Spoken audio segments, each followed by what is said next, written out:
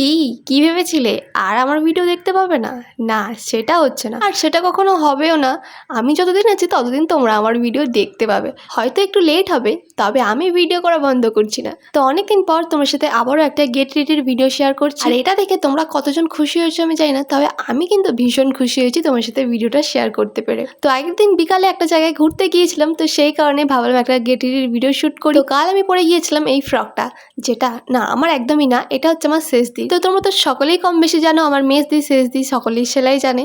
তো এটা শেষদি নিজেই বানিয়েছে, তো এটা নিজের জন্য বানিয়েছিল। আমি একটু চেয়ে কালকে পরেছিলাম, কারণ আমার প্রত্যেকটা ড্রেসেরই প্রায় দুটো করে গেট রেডির ভিডিও শ্যুট করা হয়ে গিয়েছে, তাই দিদির কাছ থেকে একটু চেয়ে নিয়ে এলাম। আর এই নীল কালারের ফ্রকটা পরে আমাকে তো পুরো নীল পরিয়ে লাগছে। হ্যাঁ জানি অনেকে বলবে না, কিন্তু আমার যেটা মনে হচ্ছে আমি সেটাই বললাম। তো ড্রেস পরা হয়ে যাওয়ার পরে আমি আমার চুলটা বেঁধে নিয়েছি। চুল খোলা রাখতে আমি পছন্দ করি, কিন্তু আমার এতটাই কষ্ট হয়, মানে এত গরম লাগে আমি কি বলবো, তাই আমি যেখানেই যাই চুলটা বেঁধে চলে যাই। তারপরে গালে হালকা করে ব্লাশ লাগিয়ে নিয়েছিলাম, হালকা ঠোঁটে লিপস্টিক দিয়েছিলাম, আর টিপটা তো আমি সবসময় পরেই থাকি। কারণ একটা ইয়ারিং পরে নিয়েছিলাম যেটা আমার খুব পছন্দের, আর গলাটা অনেক ফাঁকা ফাঁকা লাগছিল, তাই একটা হালকা সরু চেন পরে নিয়েছিলাম। আর হাতে পরে নিয়েছিলাম গোল্ডেন কালারের একটা ঘড়ি, যেটা আমি আমার বার্থডেতে পেয়েছিলাম। ফার্স্টে তো ঘড়িটার কথা মনে ছিল না, তারপর ভাবলাম যে কিছু একটা ফাঁকা ফাঁকা লাগছে, তো তারপরে মনে পড়লো ঘড়িটা। আর তাড়াহুড়োর সময় এইরকমই হয়, মানে ঘড়িটা আমি পড়তে যাচ্ছি বারবার, ঘড়িটা ততবারই হাত থেকে খুলে খুলে চলে যাচ্ছিল, মানে কি বিরক্তিকর হচ্ছিল তখন। তো সবকিছু শেষে এটা ছিল আমার ফাইনাল লুক। তোমাদের কেমন লাগলো অবশ্যই কিন্তু কমেন্ট করে জানিও। আর এই কটা দিন আমার ভিডিও কে কে অনেক মিস করেছো সেটাও অবশ্যই কমেন্ট করে জানিও, অনেকে মিস করেনি।